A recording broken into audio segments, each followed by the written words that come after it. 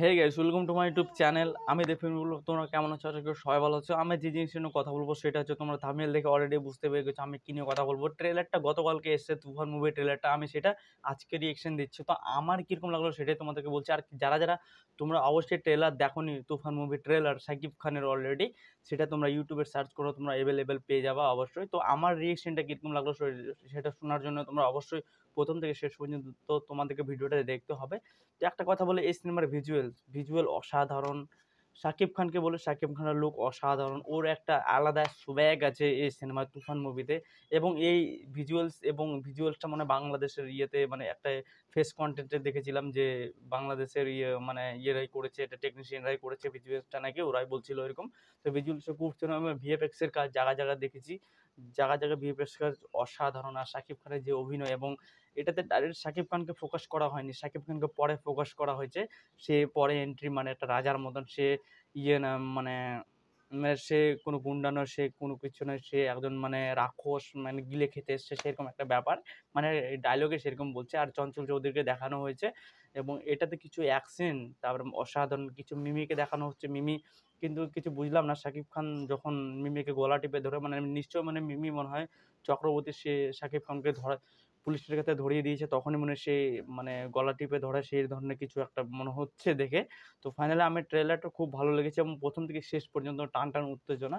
কিন্তু কিছু জায়গায় জায়গায় আমাকে দুর্বল লেগেছে। কিন্তু এই ট্রেলারটা দেখে তোমরা অবশ্যই বুঝতে পারবা না যে এই সিনেমাটার যে গল্পটা, তোমরা অবশ্য বুঝতেই পারবা না যে কী ধরনের এত সুন্দর করে কাট করা হয়েছে সিনেমাটাকে, এবং সিনেমা থেকে ট্রেলারটাকে এত সুন্দর কাট করে বের করা হয়েছে, মানে বুঝতে পারবা না যে কে কোনটা রোল প্লে করছে। তাহলে শাকিব খানকে দেখে বোঝা যাবে সে একটা মাস, একটা আর ডন চরিত্র, সেই ধরনের একটা চরিত্র কামব্যাক করছে।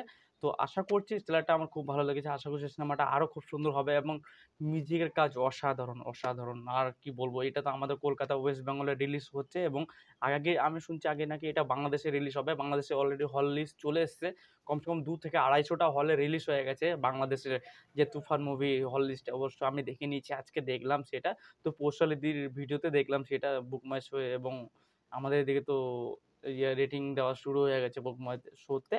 আর তোমাদেরকে বলবো, আমার ট্রেলার খুব সুন্দর হয়েছে। তোমরা যে অবশ্যই যে ট্রেলার যে না দেখে থাকবে, প্লিজ তোমরা ইউটিউবে সার্চ করো তুফান মুভি ট্রেলার, তোমরা অলরেডি পেয়ে যাবা। আর একটা কথা বলি, যে এটা বাংলাদেশের সিনেমা, কিং খান সাকিব খান যাকে বলা হয়, সে বাংলাদেশের একমাত্র সবথেকে বড় সুপারস্টার। তাকে আমরা এদিকে সাপোর্ট তো অবশ্যই করবো, যেন ভালো সিনেমা তার চলে। কিন্তু একটা কি, যে তার ফ্যানরা দেবজিৎকে সবসময় ছোট করে, এটাই ভালো লাগে না। কিন্তু আমরা বাংলা সিনেমার ফ্যান।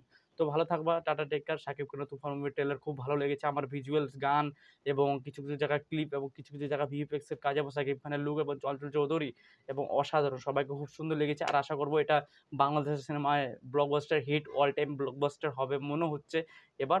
তো এই সিনেমার ক্রেজ খুব সুন্দর। তো ভালো থাকবা, টাটা, টেক কেয়ার। আমার চ্যানেল যদি নতুন হয়ে থাকে, প্লিজ লাইক, শেয়ার, সাবস্ক্রাইব করতে কে বলবো না। আমি দেফেন বিপ্লব, আমি বাংলা সিনেমাকে সাপোর্ট করবে, বাংলা সিনেমাকে রিয়েকশন দিয়ে, এবং যে কোনো সিনেমাকে রিয়েকশন দিয়ে আমাকে লাইক কমেন্ট অবশ্যই সবসময় করবা, আমাকে কমেন্ট করবা, তবে আমি বুঝতে পারবো, তোমাদের হয়ে আমি ভিডিও বানাতে পারবো। তো ভালো থাকবা, টাটা, টেক কেয়ার।